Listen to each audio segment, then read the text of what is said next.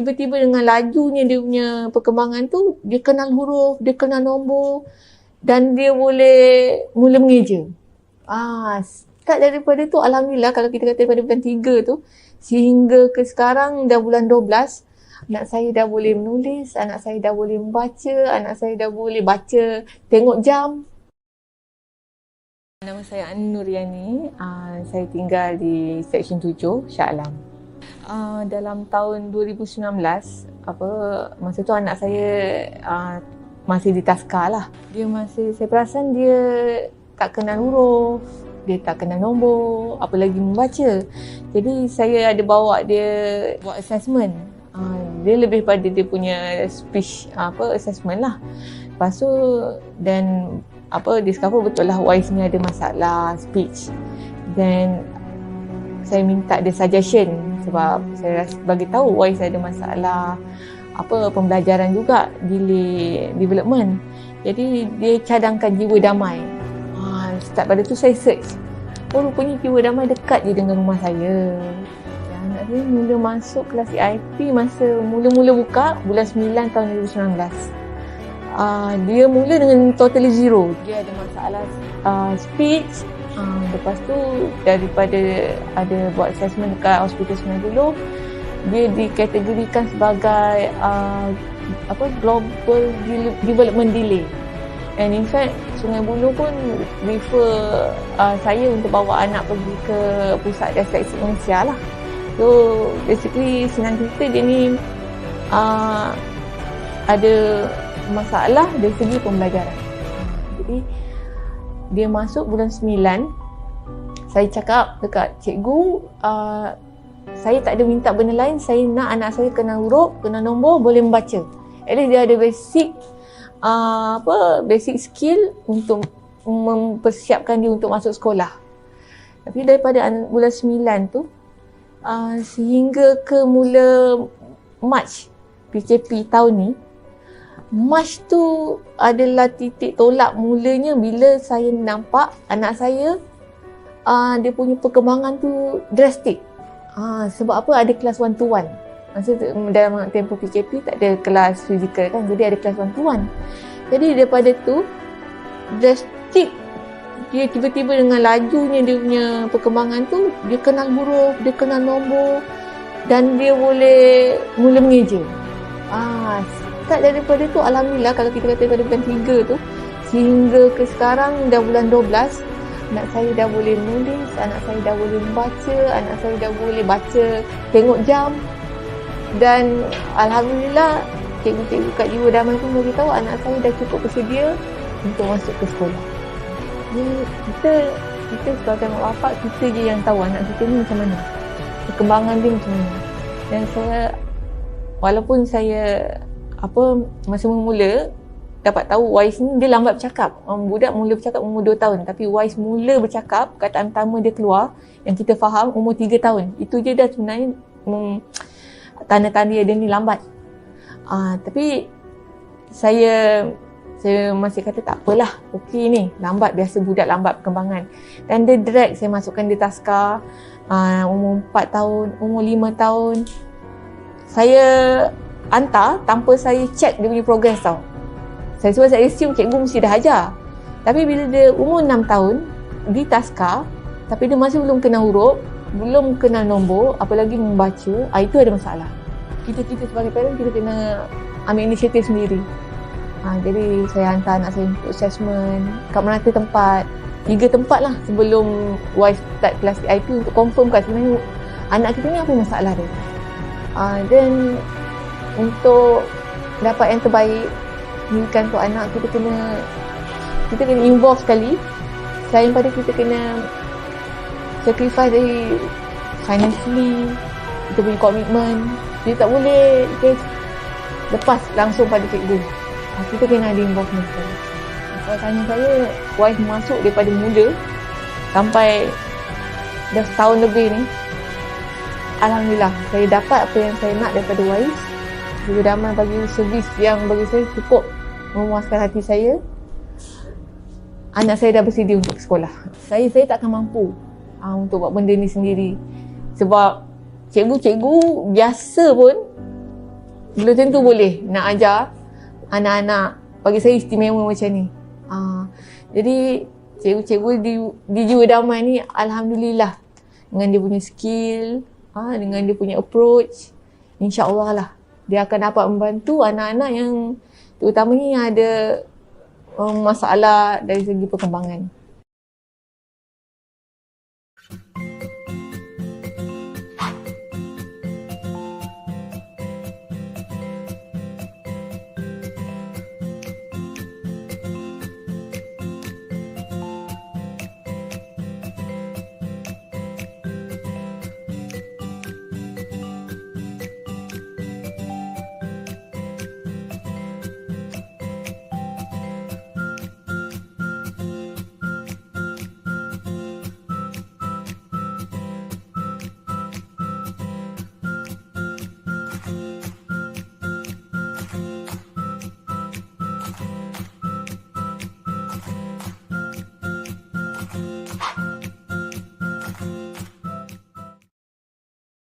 Pusat Psikologi Jiwa Damai ditubuhkan pada tahun 2017 dan kami diselir oleh sekumpulan ahli profesional, termasuklah doktor pakar psikiatri, ahli psikologi klinikal, terapis cara kerja, terapis pertuturan dan juga doktor kesihatan pekerjaan.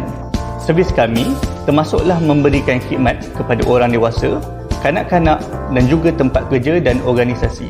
Bagi orang dewasa, kami membantu ahli keluarga yang mempunyai masalah perkahwinan, isu emosi seperti kemurungan, anxiety, OCD, bipolar disorder dan pelbagai lagi isu-isu emosi, tingkah laku dan juga pemikiran.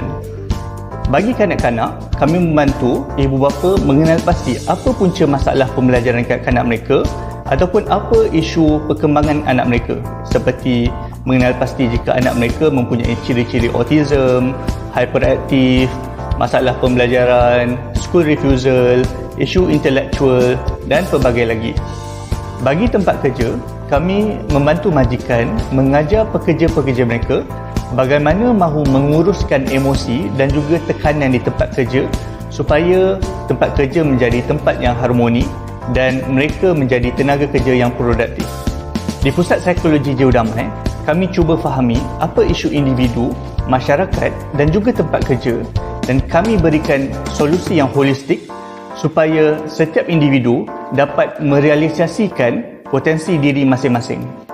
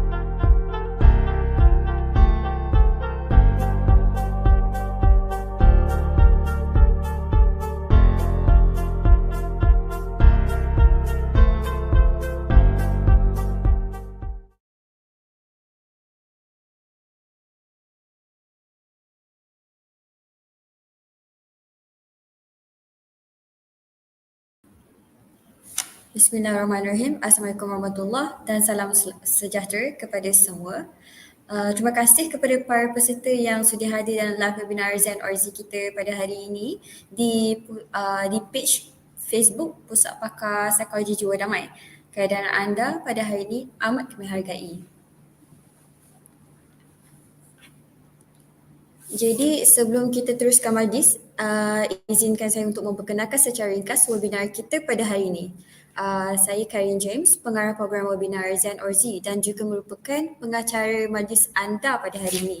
Kita ada dua panel iaitu trainee clinical psychologist dari Pusat Pakar Psikologi Jiwa Damai untuk memberi talk kita pada hari ini. Webinar kita ni dianjurkan untuk kita lebih memahami dan kembangkan kita punya kemahiran atau skills dalam maintain kita punya fokus dan concentration. Jadi webinar ini secara umumnya akan explore konsep dasar tentang what is mindfulness, why it is important, dan macam mana kita boleh gunakan dalam kehidupan seharian kita. Webinar ini juga akan memberi tunjuk ajar tentang teknik dan praktik untuk meningkatkan concentration dalam aktiviti sehari-hari kita. Semoga webinar kita pada hari ini dapat memberi faedah kepada semua yang join live kita pada hari ini.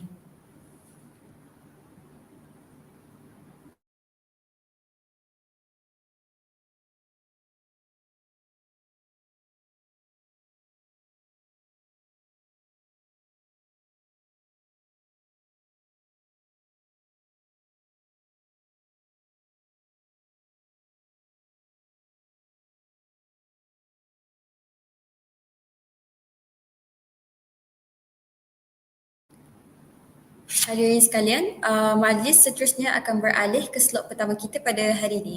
Tanpa membuang masa, kami ingin menjemput panel pertama bagi slot iaitu mindfulness. Jika ada soalan yang ingin diajukan, boleh tulis di ruangan komen. Jadi soalan akan dijawab semasa sesi Q&A pada akhir slot kedua. Tanpa membuang masa, majlis mempersilakan Narvini Jayakumar.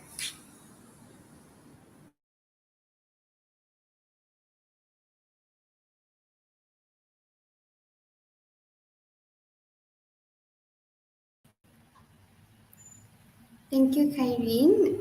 Just give me one moment to share the slides, yeah?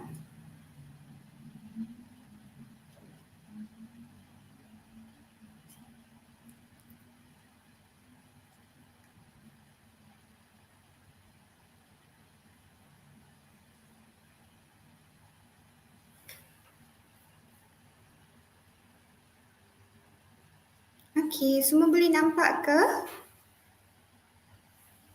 Can everyone see? So if everyone can see, I'm gonna go ahead and start.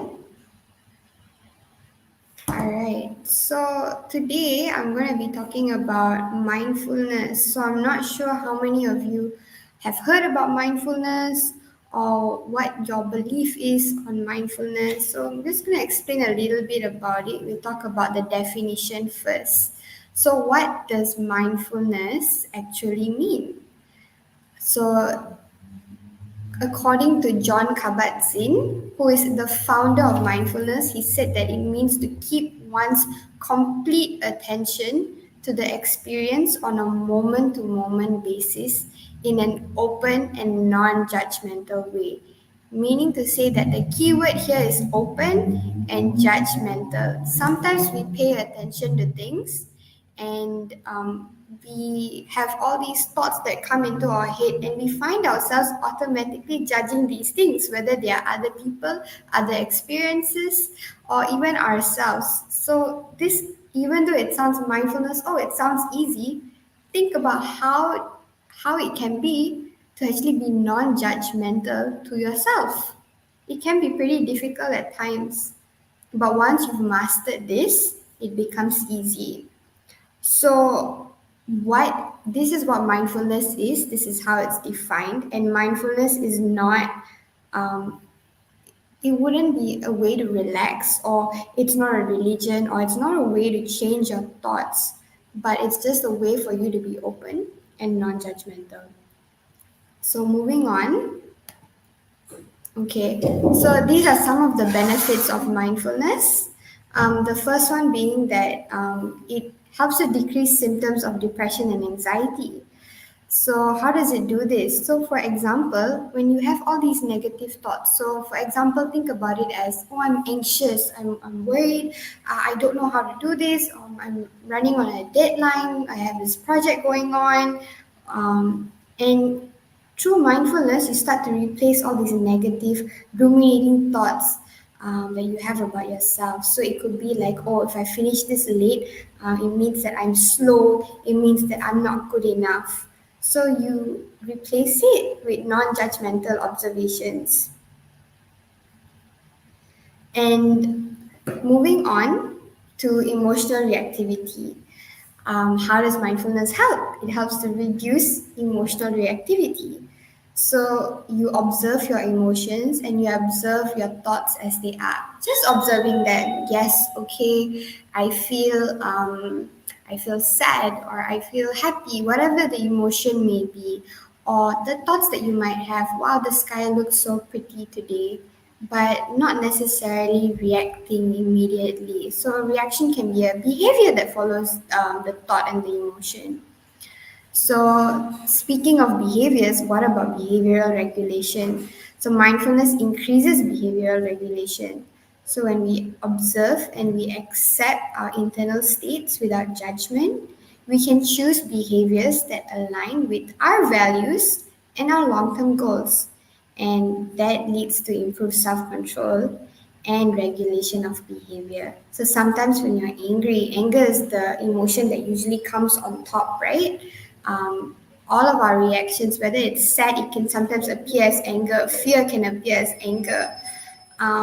When we just observe all these emotions underneath this iceberg, and we don't immediately react to it, maybe it will not result in an anger outburst. Maybe there's a different solution for it on how you can react to this emotion. And last but not least, compassion and altruistic behaviors. So it increases this. So what does altruistic behavior mean? Altruistic means to have kindness and compassion for other people, to be kind to other people. Compassion can mean for yourself and for others as well. So it will encourage you to be more kind and concerned for others and for yourself. All right. So you may have heard of mindfulness being on like YouTube or meditation and all that, but these are some techniques that I personally find to be very, very helpful or quick. It's some things that you can do on your own. So the first one is called the 5 4 3 2 1 technique. So how do you do this? So wherever you are right now, whether you're in your room or if you're working on a Saturday, I just want you to think of 5 things that you can see. Just list out 5 things that you can see in your room. So right now for me, maybe I can see the wall, the door, chairs, stickers, toys, right? Just 5 random things. 4 things that you can feel. Right now I'm feeling the table, I'm feeling my laptop, feeling my charger, my phone. 3 things that I can hear. There's a lot of things going on. I'm hearing my voice, I'm hearing the printer, I'm hearing the cars go by. 2 things that I can smell. I can smell the office, I can smell food. 1 thing I can taste would be my saliva. So as you're doing this, you'll realize that your attention has been completely shifted and focused to this exercise. So, whatever thoughts, whatever emotion that you are feeling, this is sort of like a temporary distraction in a way. But it allows you, they call this mindfulness because it allows you to be in the present. You're very in tune with whatever that's happening around you in that moment. This is something that you can try in your classroom, at work, at home, whenever you feel like you need a moment to just snap out of it and be present. So moving on. All right, so this is a body scan. Body scan is something you don't have to do it lying down. You can even do it sitting up. But if you're at home, if you're in the comfort in your own space, you can actually try this lying down. But if you feel like you're at uni, you just need a moment to relax your muscles, especially. This will help. Sometimes when we are feeling intense emotions such as anxiety, for example, we can feel a lot of muscle aching, sometimes in the neck. Feel muscle tension in your neck, your shoulders. Sometimes your jaw, you tend to clench your jaw. So what we can try is this exercise. So you take a few moments, find a comfortable spot, comfortable position. You start to breathe in and you breathe out. Slow breaths. You breathe in with your nose and you breathe out with your mouth. When you're ready to start, you start with your feet. You start with the first body part at the bottom. You start with your feet. You take a moment to focus on the way that they feel. You can move it around for a bit and then slowly tense the muscles in one of your foot. So you can start with either your right foot or your left foot. Squeeze as tight as you can and hold it for a count of 10. So you squeeze it really tight and you count to 10. And at the 10th count, you slowly relax your feet and you focus on the tension flowing away and the way that they feel as they become loose. So they're tight and then just slowly let it go. Relax for a moment and you slowly move up through your legs, your thighs, your stomach, your arms, your neck, your shoulders, your face, and you start to relax all the muscle groups. So when we slowly start to move up the body, you start to tense all different parts of your body. So for example, if it would be your mouth, you really want to stretch it wide as you can. You're really stretching those muscles, and then you slowly bring it back in. For your legs, you want to make it as tight as possible, and you slowly release. So work from down, going up. Oops, moving forward. Is everyone able to see this image? No, okay, give me one moment. Let me see if I can fix this.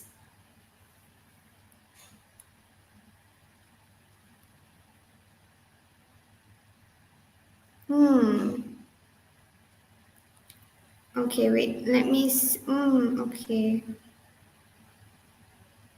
I'm just going to show you guys from this view before we move back on to the next slide. So basically this is called guided breathing.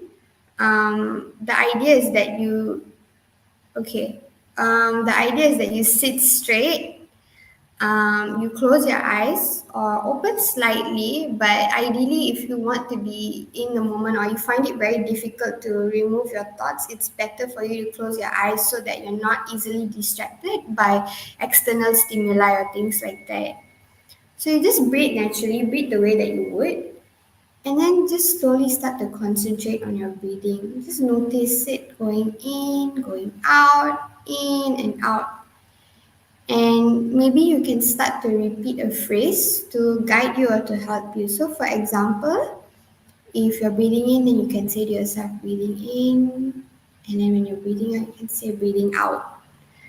And even if some thoughts start to show up, because it can be really difficult, right, to just empty your mind, there will be thoughts that show up. Oh my God, that smells so good, or just random things. It's all right if it interrupts your concentration for a bit. Think of it as a thought is just a thought. Yes, it's a thought. You acknowledge it, but it's just there. It's just a thought. And then you take some time and you say, I'll be back. And then you go back into focusing on your breathing, and then you can move about with your day. And you can do this for about 10 minutes a day. Okay, so how can we integrate mindfulness into our daily life? So there's a few different things. Mindfulness is something you can actually do every day. You can do it anytime. It's not necessary that, oh, you need to come in for therapy or you need to be in a specific place for you to do this. This is something you can very much do on your own. So I'm going to show you how you can integrate this into your daily routine. Even if you're eating, it's called mindful eating. Walking, we call it mindful walking, and how you can practice gratitude and how mindfulness ties in with that. Okay, so this is for your morning routine, let's just say. So, for example, in the morning you brush your teeth, or you might be shaving or taking a shower. So, when you do it, completely focus on what you're doing. So, sometimes I'm not sure how many people this applies to. You might be watching your phone or Netflix or something while brushing your teeth, or you might be multitasking, you might be doing two different things at the same time. The idea is to cut off one. So we're not going to be multitasking, we're not going to be dividing our attention. We're solely focusing on one thing. So if it's brushing your teeth, it's just brushing your teeth, nothing else.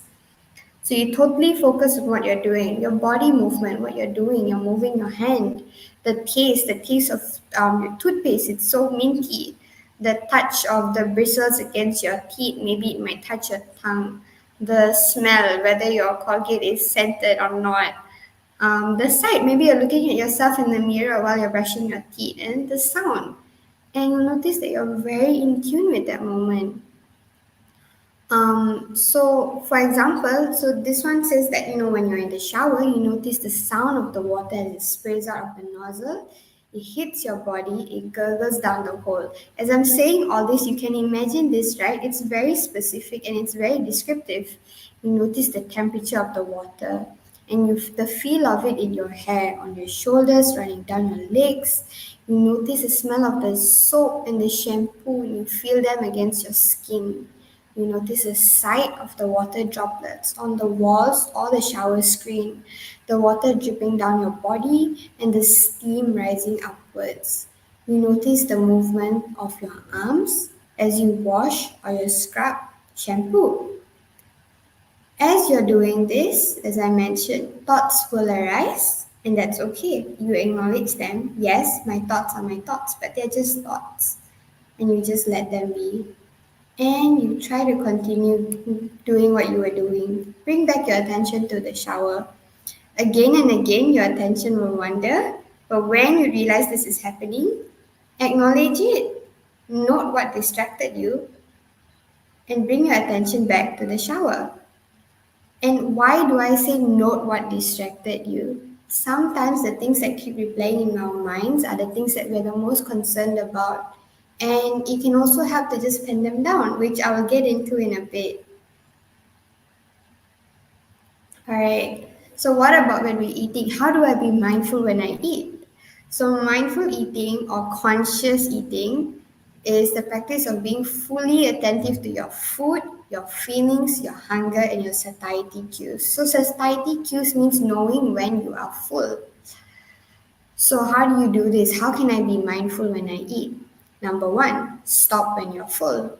Sometimes if you're watching TV or like watching Netflix, whatever it is, if you're doing something else besides eating, you will eat and eat and eat. And even if you're full, you might not even realize it. And that's what we call mindless eating, right?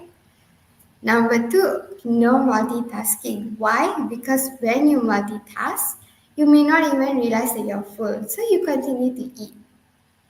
Number three, you focus on your feelings, your thoughts, and your sensations while eating. Do you think it's possible for you to focus completely on your food if you're doing something else, if you're having a conversation with someone else, if you are watching a show, if you're trying to get your work done? No, it's not possible for you to be completely immersed in your food.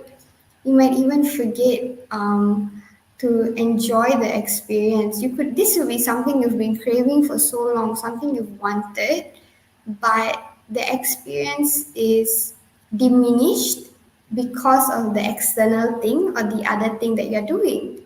You want to focus on your feeling, oh my gosh, this feels so good. The thought that you have, I've been craving this for so long. The sensation is, wow, this feels really good. I really like the texture of this. Right? And the next one would be to eat slowly and chew thoroughly. So this can also happen if you're mindlessly eating. It's important for you to eat slowly because sometimes our day-to-day life is very rapid. We're rushing, especially if you're students, you've got assignments to get done, you've got things to do. But the problem is we don't want to risk choking or any accidents happening. And what's the point of not being able to enjoy your food, right? Even if eating is the only time that you can have your peace, allow that for yourself. So moving on, walking. How can we include mindfulness in walking? So before you start, these are a few questions that you can ask yourself. So how do my feet feel in these shoes? Tight? Is it loose? Maybe it feels just right. Do I feel hot? Do I feel cold today? Um, Or is there any part of your body that's pain or stiff? As a student, maybe your upper back might be very stiff from constantly using your phone, your laptop, computer. Maybe that day you're just having really bad leg pains. Or how are you feeling right now in that moment? Do I feel good? I feel so refreshed. I woke up early today. No, I'm so tired. Why am I awake right now? Ask yourself all these different things before you start walking. You just want to be aware in the present moment. Then take a few deep breaths and begin walking at a slower pace than you would typically take. Again, when you rush, you forget to take in everything that's happening in that moment. You are leading with your mind, you are thinking about something else in the back of your head. That's probably why you're rushing in the first place. Or maybe you're very concerned about being late. So we want to plan our day ahead as well. But try to be mindful when you walk and walk at a slower pace.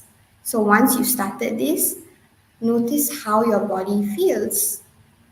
So you want to pay attention to how your legs, your arms, your feet feel with every step that you take.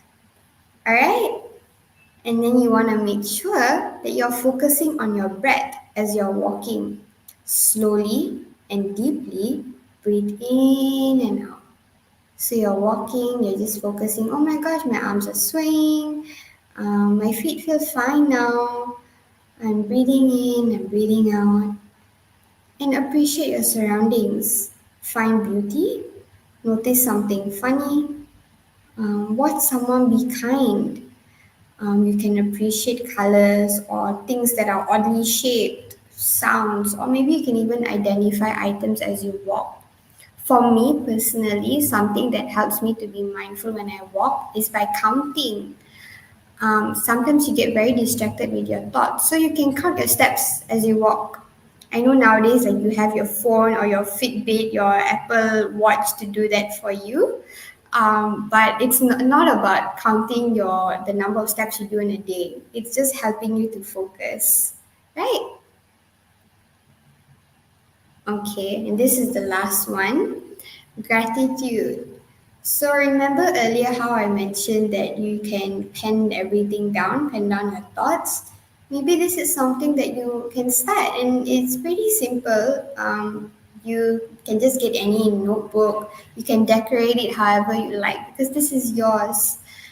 Start each entry by noticing where you are and how you feel. So, for example, 8th of June, where am I? I'm in my bedroom. How do I feel? I feel sleepy because I'm awake so early. And then next, list 3 to 10 things that you feel grateful for. So, begin each day with an attitude of gratitude. And that allows you to be more kind to yourself. So maybe today I'm grateful that maybe I'm going somewhere later. I'm grateful that I woke up today. I'm grateful for a good night's sleep. Try to list as many things as you can, and even if you can't, just 3 will do. And try to practice this daily, right? Because only then you will start to notice the difference.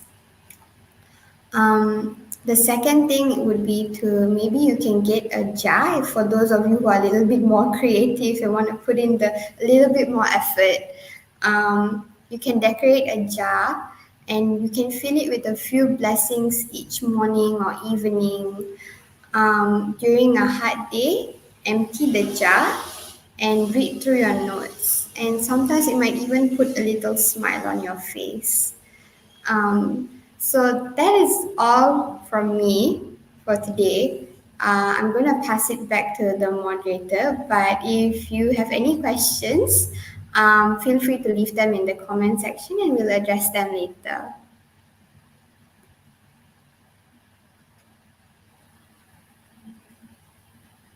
Alright, thank you Narmini, our panel for pengisian tu tadi.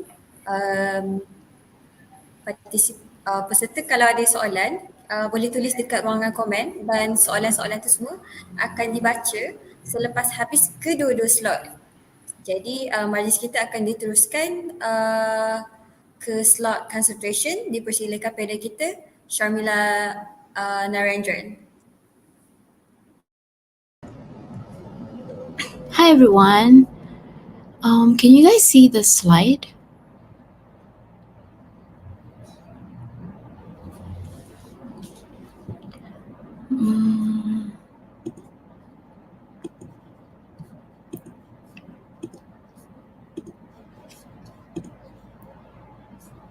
Okay.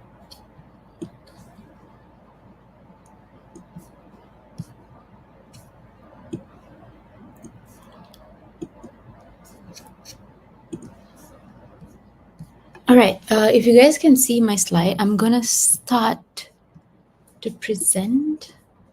Okay. Alright, good morning everyone. Thank you for joining us. And I'll be doing the second part of this webinar, which is on concentration. Alright, so let's start with what is concentration. Concentration is basically your ability to focus your mind on one single task or a thought while also ignoring any internal or external distractions. Now, oddly enough, right, trying your best to concentrate is actually not concentrating. So concentration means focusing. It's not forcing yourself to pay attention on a task. And sometimes, trying to block all these internal and external distractions may seem like a good idea, but that is also actually a form of distraction. So concentration is just a skill that all of us can learn to not be distracted by any irrelevant distractions around and in us. And concentration also means being totally in the present, being here and now. And this is where the mindfulness part, where Nani just shared, comes in play. And this is the reason because mindfulness comes in play with concentration is because when our mind is stuck in the past or in the future, what we are doing in the present moment will not be as effective as when we are stuck in the past or in the future. So again, concentration is actually our ability to focus on the present moment, and also it's a skill that you can develop and improve through practice. And concentration is done by either we increase our attention to the relevant stimuli or we decrease our attention to the irrelevant stimuli. Okay, and this process is what we call selective awareness. This is where the skill of paying attention to the task in hand and ignoring every other irrelevant stimuli or distractions. Okay, and with practice again, you will be able to train yourself to refocus your attention on the important task at hand without continuously feeling the need to, push away all the distractions around you. So let's look at some of the benefits of concentration. So, if you have a high concentration, your productivity will also increase. Your ability to learn new things will also increase. and your rate of completing your task assignments will also be very high. And if you look at the signs of good concentration, and this is where you find yourself having high levels of engagement, you're able to sustain your focus for longer times, and also you're not highly distracted by things around you. Okay. All right, so now let's look at the factors that usually affects your concentration lah. And there are 3 factors here. The first one is internal factors. Internal factors are things like, let's say, your mental health. It could be that you're very stressed. Maybe these are days leading up to your exams. People are usually very stressed at this time, and their concentration is not usually high during this point of time. Therefore, you might find it hard for you to even find the time to study, or even when you study, it's like so hard for you to concentrate. Or maybe those who have anxiety, or like they have anxiety symptoms, and anxiety symptoms usually they are very aware to their external surroundings. They are like very vigilant, we call it, and they're very aware of what's around them, and it's very hard for them to be here and now, which is in the present. And those who also have ADHD, their concentration is memang very short, and if you look at their attention span, they tend to have shorter attention span. So these are some internal factors. Other than that is physical health. Let's say you didn't sleep properly last night, so maybe paying attention in this webinar is also a bit hard, because your attention, your concentration is all about how am I going to get my sleep later on, right after this webinar, or maybe later on I want to catch up. Another one is nutrition. Let's say you didn't eat properly, you haven't had your breakfast now. Your stomach is just growling, and all your attention is just in your stomach right now. Maybe it's making sound, it's like pushing right now. You're like, oh no, I have to get food right now, right after this.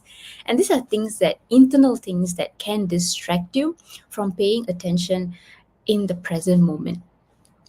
Another internal factor is maybe your personal interest or motivation. So let's say you're studying for this subject in your exam that's coming up, and this subject is your least favorite subject. Your motivation is probably the lowest for that subject, and you might find it hard to pay attention, concentrate when you're trying to study for this particular subject. And that is where motivation is one of the internal factors for concentration. Let's look at the external factors, and some of the external factors is environment. This could be your noise, so it'd be maybe your surrounding factors like maybe you're in cafe, and the cafe is not playing slow music, but it's playing some EDM and loud music. Imagine you're trying to finish your assignment there, and it's just impossible for you to concentrate in your assignment. And let's go back to that cafe, and maybe that cafe is having some very bright lights that's just like in your face, and it's just so hard for you to even focus on your laptop because it's very, very distracting. Or sometimes it's like too dark, and you're straining your eyes to look at your screen. So these are some external factors lah. And another external factors is technology and multitasking. And in today's world, we are consumed by our technologies. And if you look at TikTok and Reels, everything is like shortened to 30-second Reels, or like maximum also 1.5 minute, right?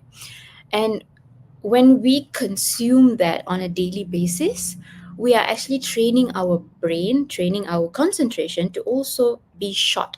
So we tend to seek for just 30 seconds worth of things that can get our attention. So we are reducing our attention span to 30 seconds.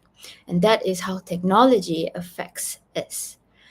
Another way of multitasking, and multitasking may seem productive, but if you look at it, multitasking is like, let's say you're doing 5 things at one time. Let's say you have 5 things. So with that 5 things, you're dividing your attention, you're dividing your concentration here. So we have like maybe you're spending 10% of your concentration here, and then another 10% here, 10%, 10%, 10%. So if you look at it, you're actually giving your 10% on each of the tasks at hand. And if you compare it to those people who are actually giving their 100% at their task, the productivity differs very much. And you will not be able to perform as much for each of these tasks compared to those who are actually spending their 100% on each task. So this is where multitasking may be a factor that's also affecting your concentration. Another one is time of the day and workload. If you look at time of the day, there are people who call themselves, oh, I'm a morning person, oh, I'm a night person. And I think most of the uni students are like nocturnal beings. You guys are up and awake at night. And apart, like, I think that's different from me. I'm a morning person. So I need to get all my things, all my work done in the morning. And at night, I just need to sleep. And I'm pretty sure it's like the other way around for most of y'all uni students. And trying to imagine yourself like, you're a night person and then you're going to exam in the morning. You're sitting down for exam in the morning, and this is the time where you're actually sleeping. And your concentration is not going to be with you. Your attention is not going to be with you because your brain has been primed to like sleep during that time. And then tiba-tiba you're supposed to go and sit for the exam where you're supposed to perform your best. So it's going to be a bit of a task. It's going to be difficult for you lah, right? If we talk about workload, for example, uni students, say you guys have like activities right outside of classes, right? You guys have clubs, societies that y'all are involved in. Usually this could happen maybe in the morning or at night. And if you're doing at night, like, you have meetings and stuff, and then you're supposed to also finish your assignments at night. And then in the morning, you're supposed to go to class and study. This is where your attention and concentration is also going to be very, very low because you're drained yourself so much during night. You didn't get enough sleep. And then now you're just pushing yourself to go and study, like take in more information. Your brain is working overtime here, and it's going to be so hard for you to just be there in the moment, being present and just listening to what your lecturer is trying to tell you. Another one, lastly, is cognitive factors lah. So this is where we take into account our cognitive load due to maybe tiredness. You're overloading your brain here. And also lastly is memory and information processing. So how you take in the information, let's say your lecturer is giving in new stuff every single day, and if you're not there in the present moment just absorbing it, your brain is not going to store those memories, and it's just going to bye bye lah. It's just going to blur out of your brain, and you will not store it in your memory. And that is why attention and concentration, mindfulness, all this plays in together. All right, now let's look at some strategies. How are we going to enhance our concentration? All right, this nice table here is actually from a research paper on how to improve athletes' concentration. So I feel like this also applies very much in everyone's day-to-day life. So I'm just going to use this as an example. All right. So in concentration training, it's very important to know what you're trying to focus on, right? That is very, very critical. And knowing what to focus on helps you in identifying how to control your focus. All right. You may have like excellent concentration skills, but applying it on different situations may not seem so useful lah. Okay. So this is where you need to know when to switch your concentration and your attention. Okay, I'm going to use like attention and concentration like interchangeably because these two plays well together lah. Okay. All right, so let's say you are, before you're starting any task, right? It's really, really important for you to know why you are doing that task. And that is where the what comes in. Sarila, excuse Yes. me, I think we don't see your slides. Oi, from just now ke? Dari tadi ke macam mana? No, it's from when you mentioned about the table. Oh, okay, jap. All right. Okay, what about now?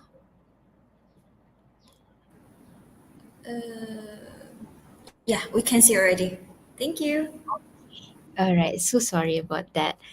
Okay, so this is the table that I was talking about lah. This is the table that we use for athletes, and I'm going to also share it with you guys on how you guys can apply it.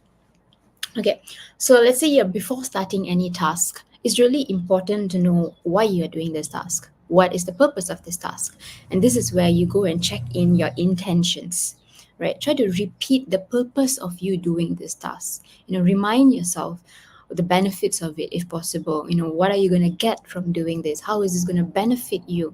And try to do it maybe like fast, smoothly. You can change the pace of how you're going to repeat the purpose lah in your mind. Okay, do it as fast as you can, and try to get as much purpose as you can, also the intention behind it. And this is very good because, like previously I was talking about motivation, remember?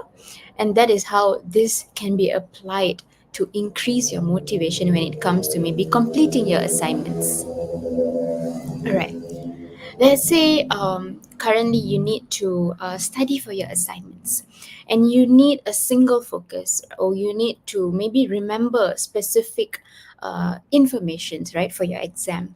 And this is where you need a very narrow focus. That means your attention is narrowed down to a single information, right? And this is where cue cards or cue words and cue pictures comes in handy lah. So this is where some people like to do like a paper, like short small papers, and they write down all the important points that they need to remember. And this is very useful to increase your memory and information processing in order to retrieve back when needed, usually during exam or let's say presentations. This is where you can use this lah. All right, lastly is, let's say you need a bigger focus. Let's say you are giving a huge talk in an auditorium, right? You want to engage with your with the people that are there.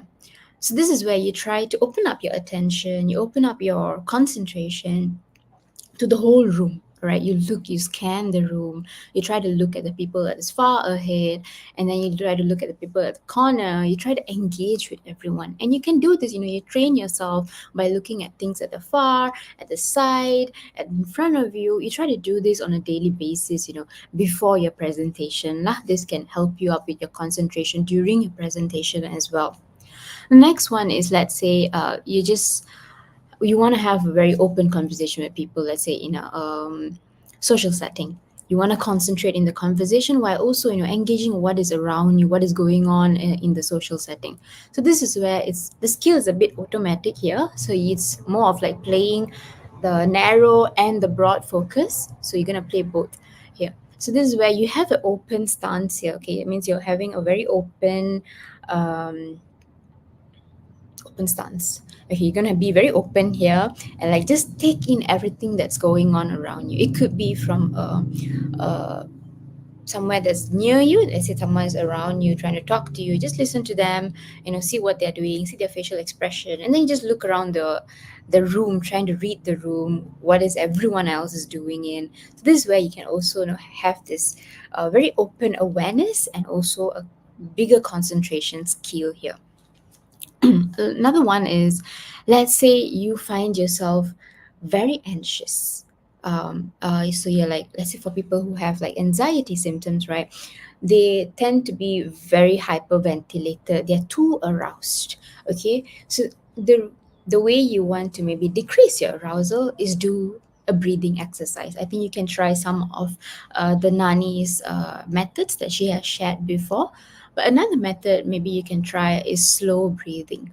So this is where you try to bring down your breath from maybe like 10 breaths in 1 minute, or to 20 to 30 breaths in a minute, to 6 breaths in a minute. So this is really, really slow breathing we're talking here. And when you do this, try to breathe from your diaphragm. All right, somewhere down your stomach here. Try to breathe in as slow as you can. All right, so the reason why breathing and arousal is tied in together is because your breathing can actually control the pace of your mind. Let's say your thoughts is just racing very fast. Like, oh my God, what is this person doing? What is this person saying? Blah, blah, blah, blah, blah. Sometimes our mind does it. So to slow it down, we control it through our breathing. All right. So as your breathing slows down, your thoughts also slows down. And this is where your arousal can be decreased. Okay, let's say you find yourself, you're too relaxed now, you're just like wondering and daydreaming. How do I increase my arousal? How do I increase my attention and concentration to this one task that I'm supposed to be doing? So this is where you try to hyperventilate, the opposite of what you are trying to do from the decreasing of your arousal. So try to take quick, sharp breathing, like This is some easy things that you can do with your breathing to control your attention skills. Sometimes your attention is drifting, right? So try to hyperventilate, fast breathing. Okay, try to do this, or try to do quick, sharp movement. Maybe like move your hands like immediately, like very fast. Try to focus a little bit, and then try to pay attention on your task. See if that helps. And all this again comes with practice. Try to do it on a daily basis. The more you practice, the better for you. So that in the future, this is more of a normal thing. It's something that you don't have to like, oh, hari tu saya belajar apa let me think again, and then you guys practice. So try to do it like from today onwards, just try to do this on a daily basis to improve your concentration, so that let's say you're supposed to do your presentation in next few months, this becomes very, very natural for you. All right, and these are some other practical exercises and activities that you guys can try. So let's go on to the environmental adjustment. Yeah. Let me see. All right. So it's really, really important to create a distraction-free workspace. So this is where what I'm talking about here is basically a clutter-free workspace. Some people like to just throw in like all their notes everywhere. Try to keep them less distractive. All right. Try to keep them a little bit organized so that when you need stuff, you know where it is lah, at least. Right, sometimes like things may be all over the place, and suddenly it's like it could be distracting for you, like kenapa tiba-tiba ada benda ni kat sini ya. Then after you try to your mind wanders elsewhere from that. So you try to distract all that by having a nice, clean and clutter-free workspace. Another thing is try to have tools or apps that can block your distractions. So I'll get into this later, so I'll talk a little bit about it. Another one more adjustments on your environment that you can do is maybe using a noise cancelling headphones, or having a white noise playing in the background.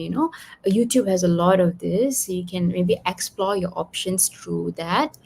Other than that, try to optimize your lighting and ergonomics. So what I'm talking here is making sure you are in a proper lighting when you are doing your assignments or any task at hand. Make sure your eyes is not too strained when you are trying to look at your laptop. All of us are on our laptop and devices these days. So make sure it's at optimal lighting, not too bright, not too dim for your eyes. And try to use our ergonomic furnitures. This could be an ergonomic chair where it's supporting your back. It's making sure you're very comfortable. And why this is important is because we want to reduce that distractions so that you are able to concentrate in the present moment. All right, another one, the next is health and well-being. So this is where your sleep and your diet comes very, very important. So try to aim for 7 to 9 hours of quality sleep each night. Keep a good sleep cycle as well, or we call it sleep hygiene, and try to be consistent lah. Another one more is a healthy diet. Try to eat balanced meals, okay, rich in nutrients, protein, carbs, fats, all that lah. All right.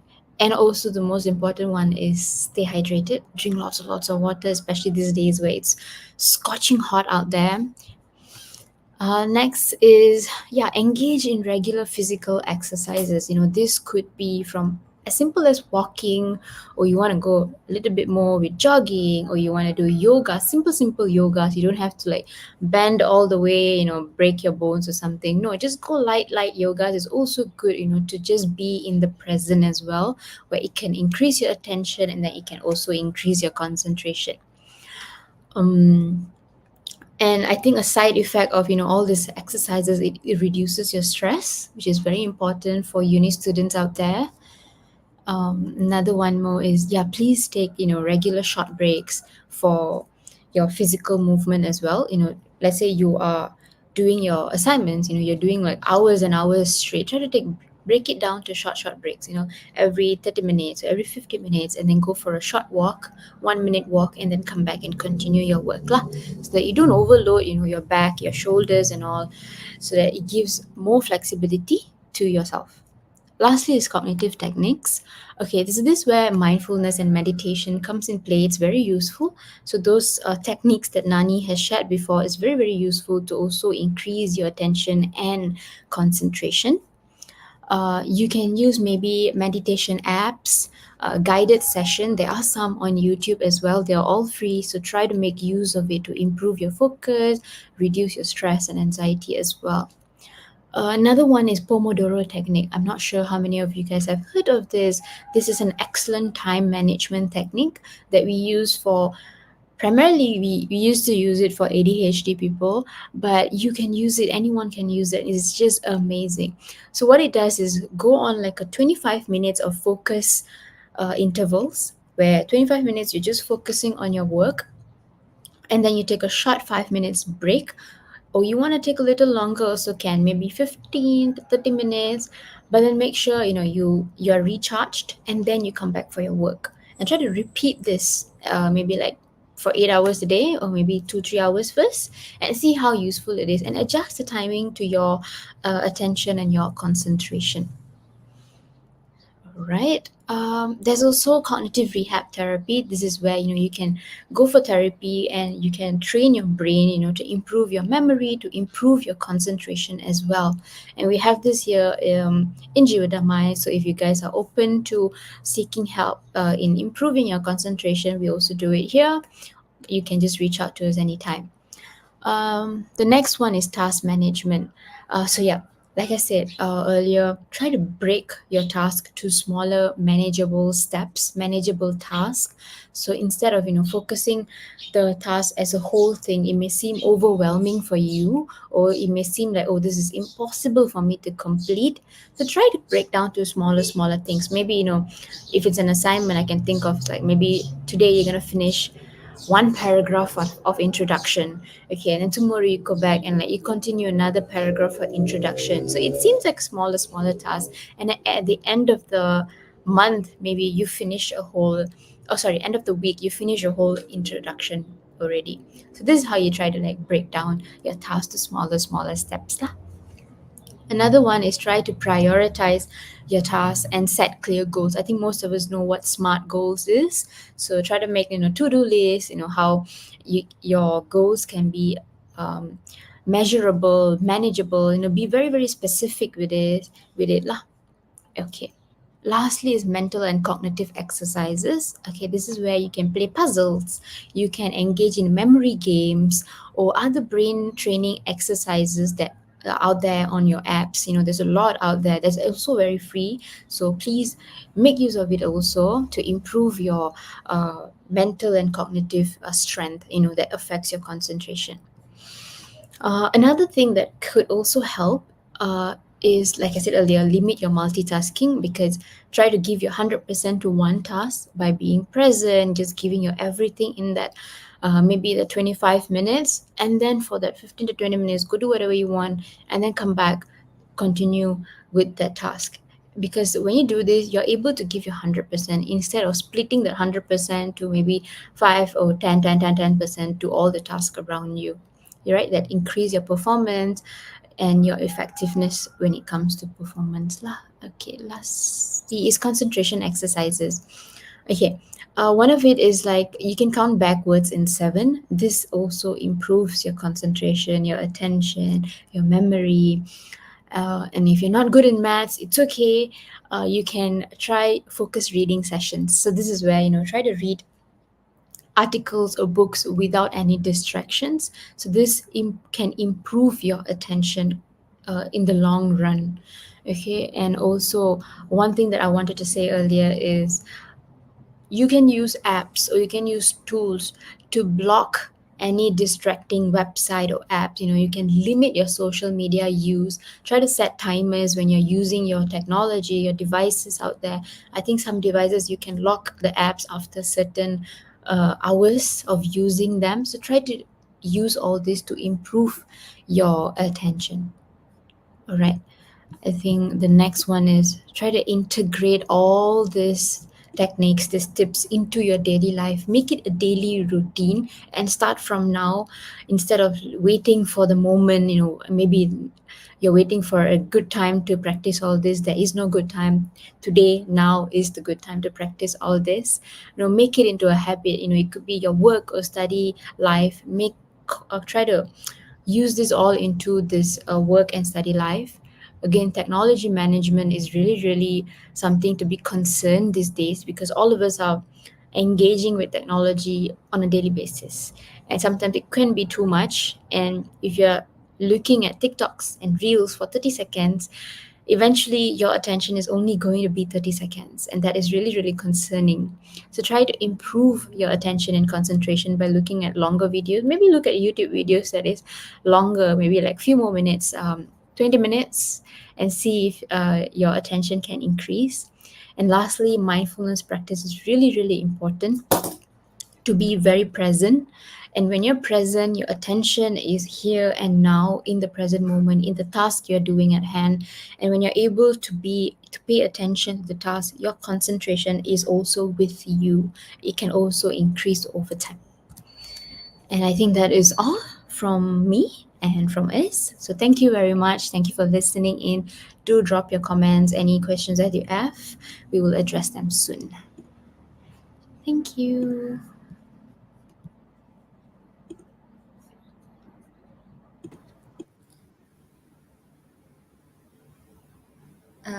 Thank you, Sharmila. That is a very insightful slot of our very insightful slot of concentration you delivered to us today, which is sangat bagus and senang untuk kita apply dalam our daily life because it costs no money and sangat-sangat convenience.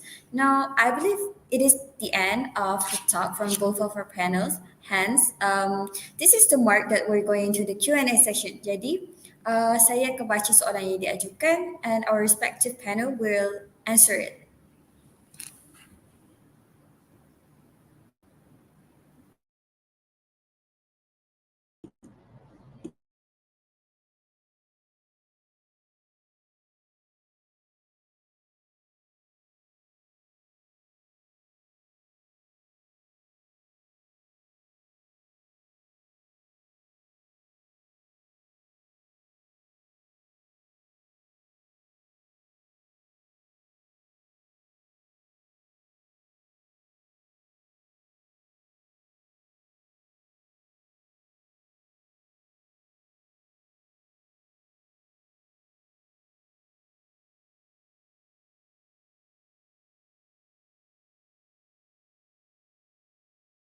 So, so the first question is, I think this question is mindfulness and untuk Narvini, is it? So soalan dia, kerap mana kita perlu practice mindfulness dalam sehari? Okay, so this is backed up by research. Actually, you can do mindfulness for as long as 10 minutes a day. Jadi 10 minit pun cukup. There's a research paper that did a comparison between people who did mindfulness for 10 minutes a day and 20 minutes a day, and they actually found that depression, anxiety, stress levels were all normal when you did it for 10 minutes a day in comparison to 20. And I think this could be because when you do it for a longer period of time, sometimes this may apply to some people, you tend to ruminate a little bit when that happens. So 10 minutes a day, honestly, is good enough.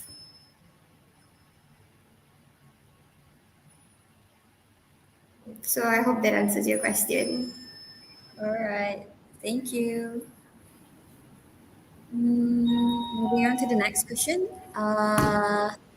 It is also for Narvini. The question is, can mindfulness improve mental health conditions like anxiety or depression?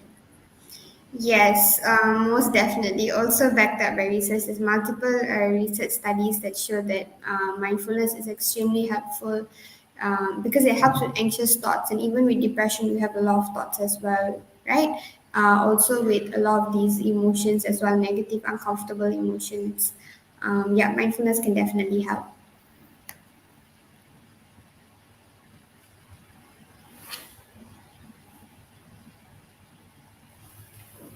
Okay, thank you, Narvini. Again, another question for Narvini. So the question is, How can I apply the concept of mindfulness in my workplace area to create positive environment? Okay. Right. Okay. So the workplace is honestly very much similar to whatever that we shared earlier. So first, it starts with yourself. You start by doing maybe guided reading on your own. In that moment that you have by yourself, you can start with yourself, but if this is something that you would like to employ in the workplace among the rest of your colleagues, maybe when you're having meetings, before you start the meeting, you can start with just a mindfulness exercise, like maybe just a deep breathing at first, just to set the tone, right? Before things can get a bit heavy, depending on what you're discussing that day. Take breaks. So you don't want to be consistently, obsessively going at your work. I know a lot of people when they're very focused, they're just immersed in their work, but always just take breaks. And when you're taking breaks, just step away, maybe just go for a walk, count your steps, and then come back to your desk. Um, and then also active listening. So sometimes at work it can be difficult because you're working with a lot of different people, right?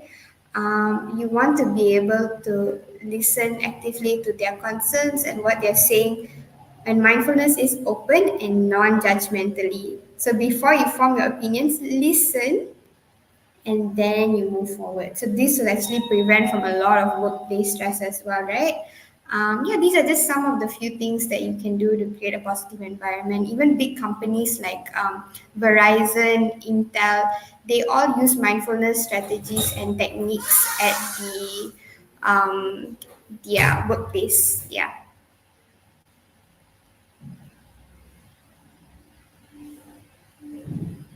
That's a good one, Narvini. Another question for Narvini again.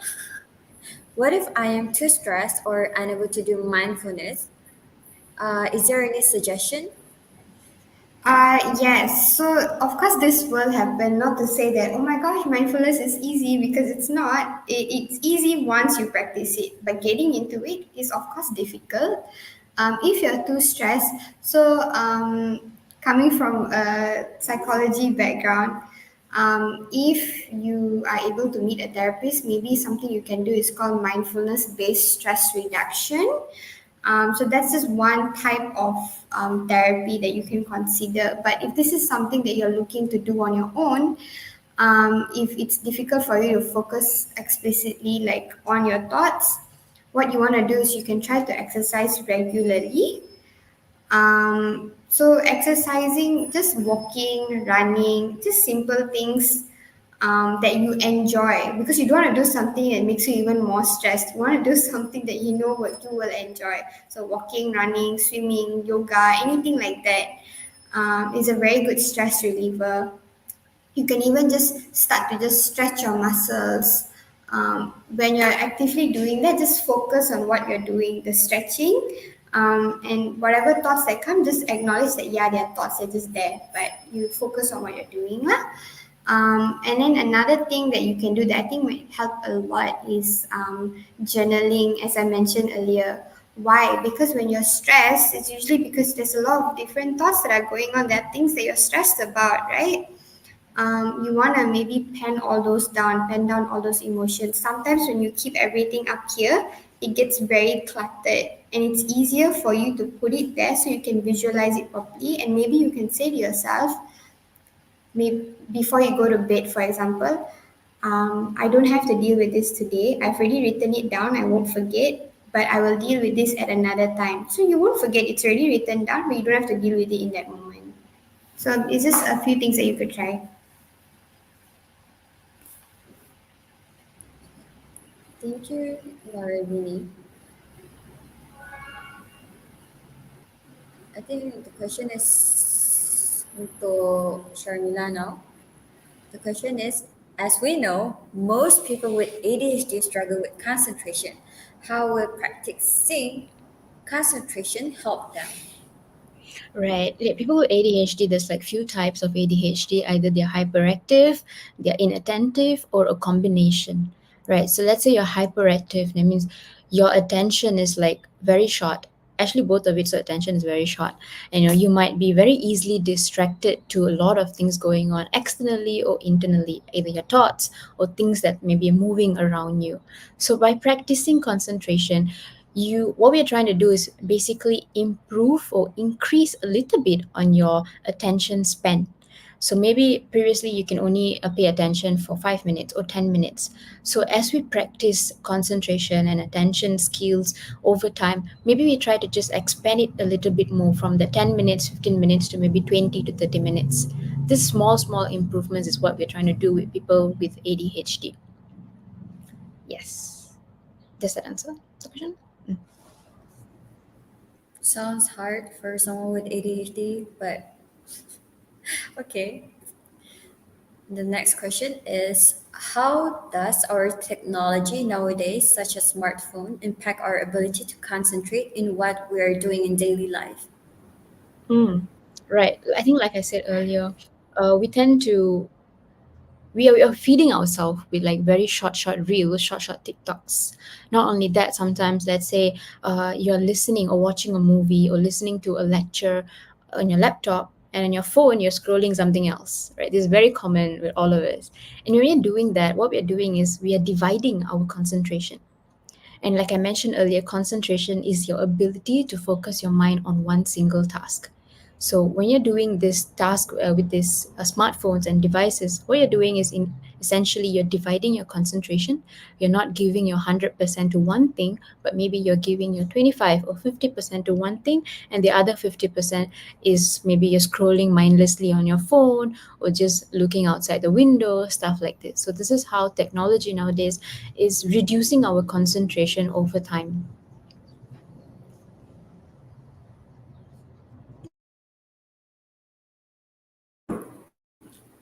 Thank you. Um, the next question masih untuk Sharmila juga. The question is, are there any cognitive exercises or brain training to enhance my concentration, especially in my studies? Okay. Uh, I think some stuff that I shared earlier, something like, playing puzzles, playing memory games, also doing focus reading. These are stuff that can increase your attention, and over time, it will help you with paying attention, increasing your concentration as well.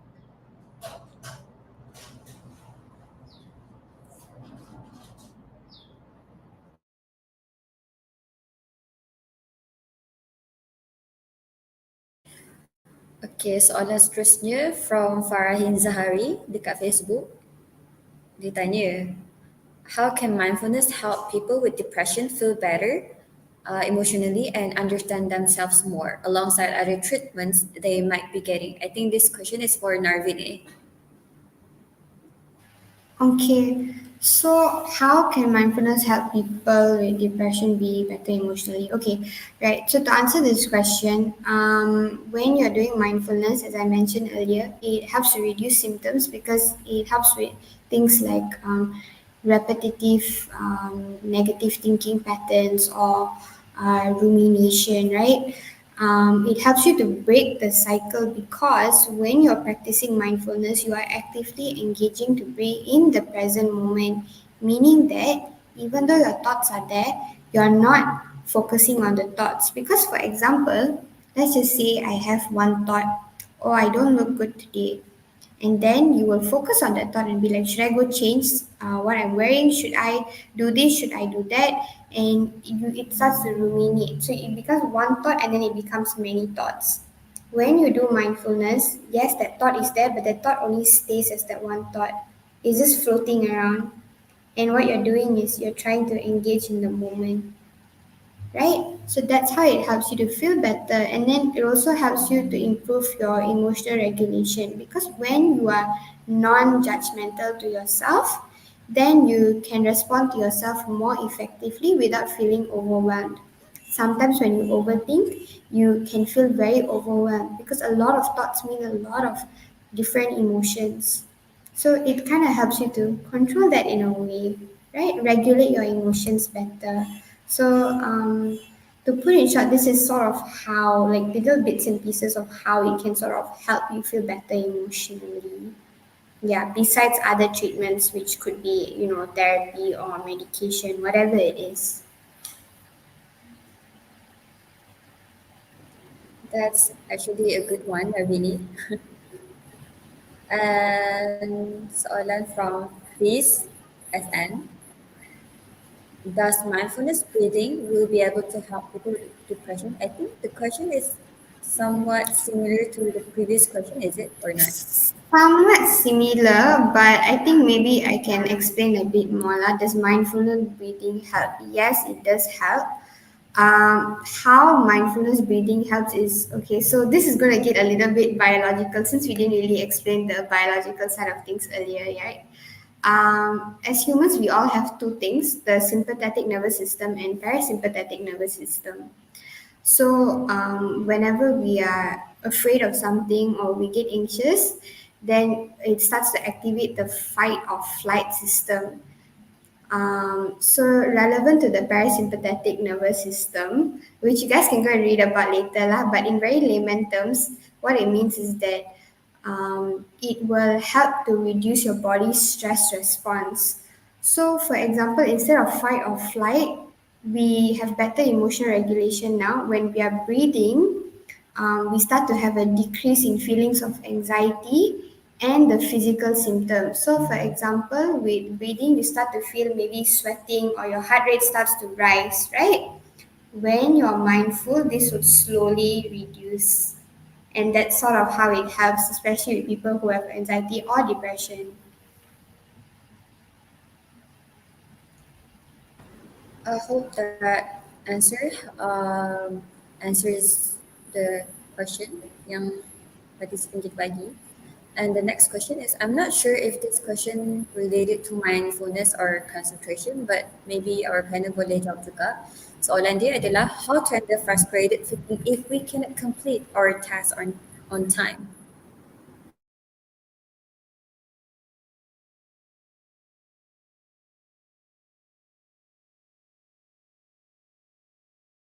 Manny, can I answer this? Okay, so I think it's best to first understand why you're frustrated and what is it about the task that you can't complete on time. Is it too much? Was there a problem or issues in planning the task? How did you handle the task? So it's good to actually process that frustration first, understand that, and then I think that will help you for the future because if you already can't handle this one task, that's okay. Try to learn from it, and maybe in the future tasks you can try to break down the assignments or your task into smaller chunks and try to complete it in a smaller bits and pieces until at the end it's like a complete assignment. I think that could help. It's really important to process your feeling first and then try to go on how you can learn from it. Wow, that's a great one, Sharmila. Kita kena proses kita punya feeling dulu, baru kita boleh break into pieces untuk kita handle. Okay. And another question dari Fiz lagi. Soalan dia, what should we do if we do not find a suitable place or time to do mindfulness? Narvini, I think this question is for you.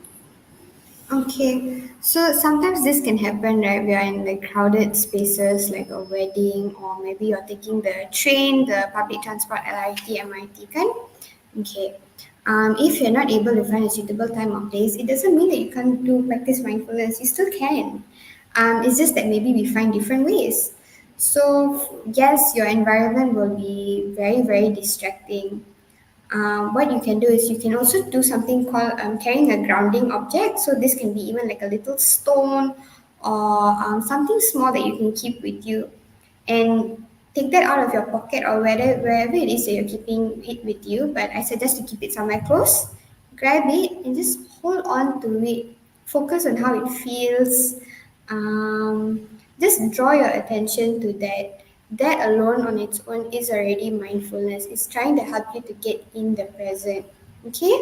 And then even for your mindfulness, yes, earlier I said that recommended would be 10 minutes, but you don't have to do the whole 10 minutes. You can even break it down within a few times a day.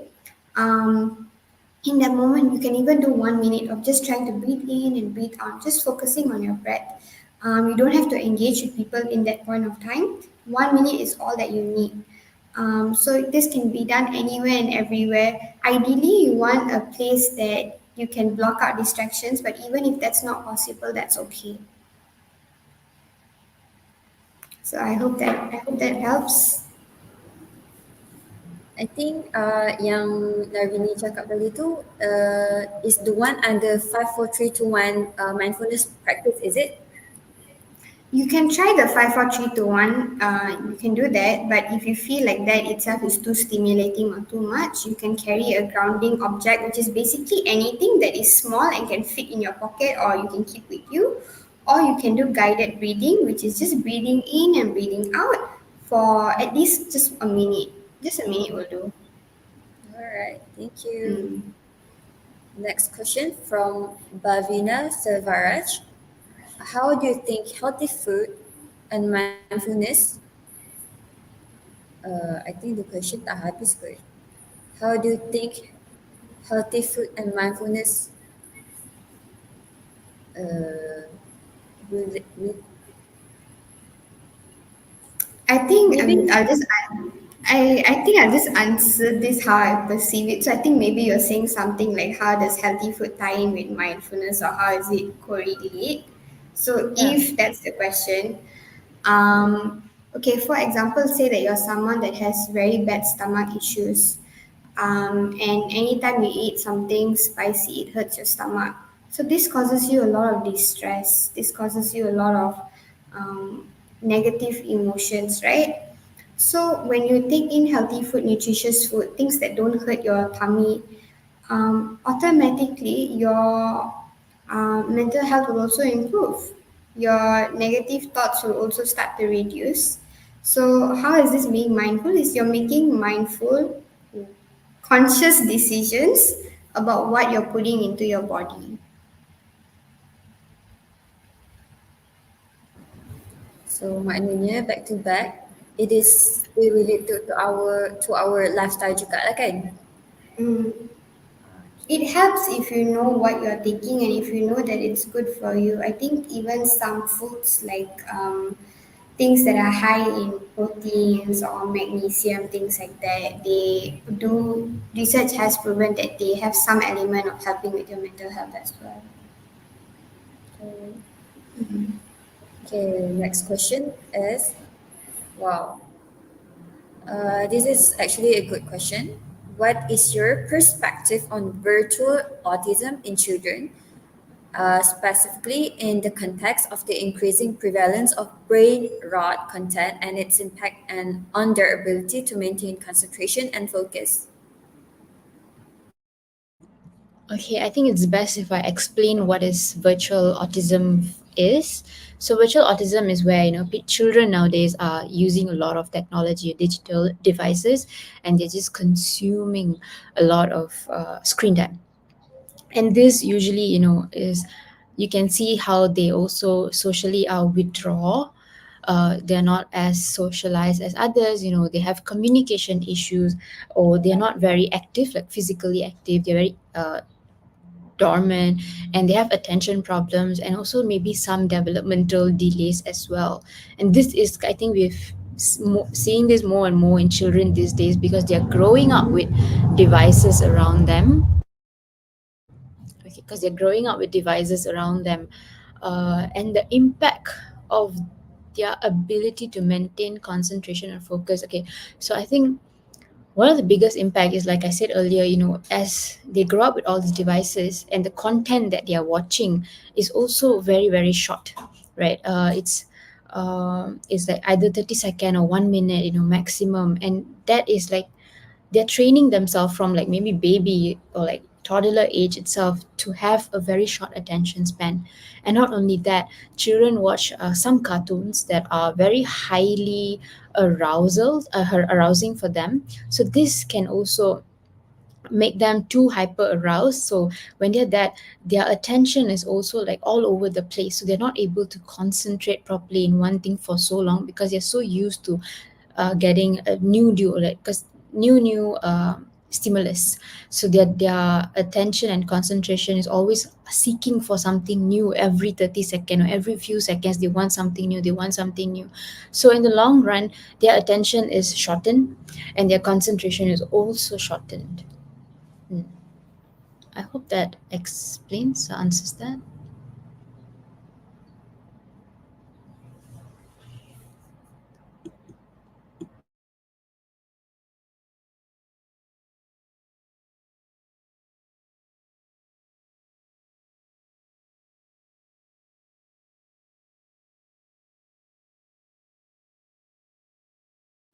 That was our last question just now. So I think kita bergerak sangat cepat. So now that our last question dah dijawab, um, that means our webinar kita Z or Z hari ni pun habis juga. So I really hope yang participant yang join live kita pada hari ni dapat insight from perkongsian yang panel kita bagi hari ni. Sebelum kita end live, make sure participant semua isi Google Form yang komiti kita dah provide dalam group. Okay. Saya rasa dah tak ada kot. Jadi lantaran keterbatasan waktu, saya memohon untuk mengakhiri majlis ni. Sesungguhnya yang baik itu datang daripada Tuhan Yang Maha Esa, dan yang buruk itu disandarkan kepada kelemahan diri sendiri. Sekian, wabillahi taufik wal hidayah. Wassalamualaikum warahmatullahi dan terima kasih. Saya harap perkongsian hari ini bermanfaat untuk semua orang. Terima kasih.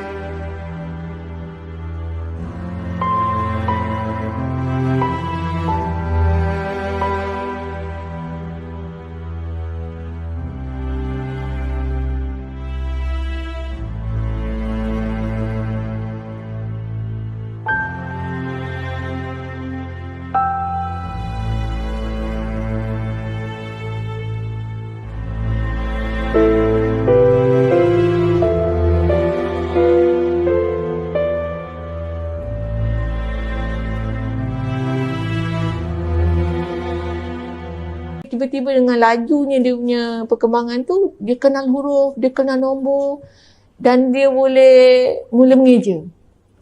Start daripada tu alhamdulillah, kalau kita kata daripada bulan 3 tu sehingga ke sekarang dah bulan 12, anak saya dah boleh menulis, anak saya dah boleh membaca, anak saya dah boleh baca, tengok jam. Nama saya Nuriani, saya tinggal di Seksyen 7, Shah Alam. Dalam tahun 2019, masa tu anak saya masih di taska lah. Saya perasan dia tak kenal huruf, dia tak kenal nombor, apa lagi membaca. Jadi saya ada bawa dia buat assessment. Dia lebih pada dia punya speech assessment lah. Lepas tu dan discover betul lah Wise ni ada masalah speech. Dan saya minta dia suggestion sebab saya bagi tahu Wise ada masalah pembelajaran juga, delay development. Jadi dia cadangkan jiwa damai. Start pada tu saya search. Rupanya jiwa damai dekat je dengan rumah saya. Anak saya mula masuk kelas EIP masa mula-mula buka bulan 9 tahun 2019. Dia mula dengan totally zero. Dia ada masalah speech. Lepas tu daripada ada buat assessment dekat Hospital 90, dia dikategorikan sebagai global development delay. And in fact Sungai Buloh pun refer saya untuk bawa anak pergi ke pusat disleksi Malaysia lah. So basically senang cerita, dia ni ada masalah dari segi pembelajaran. Jadi dia masuk bulan 9, saya cakap dekat cikgu, saya tak ada minta benda lain, saya nak anak saya kenal huruf, kenal nombor, boleh membaca. At least dia ada basic skill untuk mempersiapkan dia untuk masuk sekolah. Tapi daripada bulan 9 tu sehingga ke mula Mac PKP tahun ni, Mac tu adalah titik tolak mulanya bila saya nampak anak saya dia punya perkembangan tu drastik. Sebab apa? Ada kelas 1 to 1. Masa dalam tempoh PKP tak ada kelas fizikal kan, jadi ada kelas 1 to 1. Jadi daripada tu drastik, dia tiba-tiba dengan lajunya dia punya perkembangan tu, dia kenal huruf, dia kenal nombor dan dia boleh mula mengeja. Start daripada tu alhamdulillah, kalau kita kata daripada bulan 3 tu sehingga ke sekarang dah bulan 12, anak saya dah boleh menulis, anak saya dah boleh membaca, anak saya dah boleh baca, tengok jam. Dan alhamdulillah cikgu-cikgu kat Jiwa Damai pun beritahu anak saya dah cukup bersedia untuk masuk ke sekolah. Kita sebagai mak bapak, kita je yang tahu anak kita ni macam mana, perkembangan dia macam mana. Dan saya, walaupun saya masa mula dapat tahu Wise ni dia lambat bercakap. Budak mula bercakap umur 2 tahun, tapi Wise mula bercakap, perkataan pertama dia keluar yang kita faham umur 3 tahun. Itu je dah sebenarnya tanda-tanda dia ni lambat. Tapi saya masih kata tak apalah, okey ni, lambat, biasa budak lambat perkembangan. Dan dia drag saya masukkan dia taska umur 4 tahun, umur 5 tahun. Saya hantar tanpa saya check dia punya progress tau. Saya assume cikgu mesti dah ajar. Tapi bila dia umur 6 tahun di taska, tapi dia masih belum kenal huruf, belum kenal nombor, apalagi membaca, itu ada masalah. Kita sebagai parent, kita kena ambil inisiatif sendiri. Jadi saya hantar anak saya untuk assessment kat Melaka tempat, 3 tempat lah sebelum Wise start kelas EIP untuk confirmkan sebenarnya anak kita ni apa masalah dia. Dan untuk dapat yang terbaik pendidikan untuk anak, kita kena involve sekali. Selain pada kita kena sacrifice dari financially, kita punya komitmen. Dia tak boleh lepas langsung pada cikgu. Kita kena ada involvement sekali. Kalau tanya saya, Wise masuk daripada mula sampai dah setahun lebih ni, alhamdulillah saya dapat apa yang saya nak daripada Wise. Jiwa Damai bagi servis yang bagi saya cukup memuaskan hati saya. Anak saya dah bersedia untuk sekolah. Saya tak akan mampu untuk buat benda ni sendiri. Sebab cikgu-cikgu biasa pun belum tentu boleh nak ajar anak-anak bagi saya istimewa macam ni.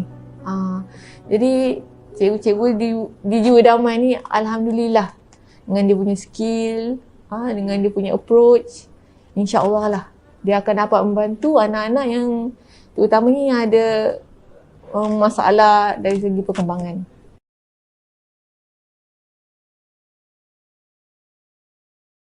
Pusat Psikologi Jiwa Damai ditubuhkan pada tahun 2017 dan kami diselir oleh sekumpulan ahli profesional, termasuklah Doktor Pakar Psikiatri, Ahli Psikologi Klinikal, Terapis Cara Kerja, Terapis Pertuturan dan juga Doktor Kesihatan Pekerjaan. Servis kami termasuklah memberikan khidmat kepada orang dewasa, kanak-kanak dan juga tempat kerja dan organisasi. Bagi orang dewasa, kami membantu ahli keluarga yang mempunyai masalah perkahwinan, isu emosi seperti kemurungan, anxiety, OCD, bipolar disorder dan pelbagai lagi isu-isu emosi, tingkah laku dan juga pemikiran. Bagi kanak-kanak, kami membantu ibu bapa mengenal pasti apa punca masalah pembelajaran kanak-kanak mereka ataupun apa isu perkembangan anak mereka, seperti mengenal pasti jika anak mereka mempunyai ciri-ciri autism, hyperaktif, masalah pembelajaran, school refusal, isu intelektual dan pelbagai lagi. Bagi tempat kerja, kami membantu majikan mengajar pekerja-pekerja mereka bagaimana mahu menguruskan emosi dan juga tekanan di tempat kerja supaya tempat kerja menjadi tempat yang harmoni dan mereka menjadi tenaga kerja yang produktif. Di Pusat Psikologi Jiwa Damai, kami cuba fahami apa isu individu, masyarakat dan juga tempat kerja dan kami berikan solusi yang holistik supaya setiap individu dapat merealisasikan potensi diri masing-masing.